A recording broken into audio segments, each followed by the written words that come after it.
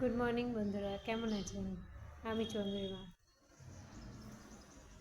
দুনিয়াতে অনেক রকম সিচুয়েশান আপনাকে হ্যান্ডেল করতে হয়। একটা মেয়েকে অনেক রকম সিচুয়েশান হ্যান্ডেল করতে হয়, যার জন্য মেয়েরা কিন্তু কখনো হার মানে না। এমনকি অনেক ছেলেদেরও আছে, অনেক ছেলেরাও অনেক কিছু সিচুয়েশান হ্যান্ডেল করে যেটা মেয়েরা পারে না। কিন্তু মনের হারটা হচ্ছে সবথেকে বড় হার।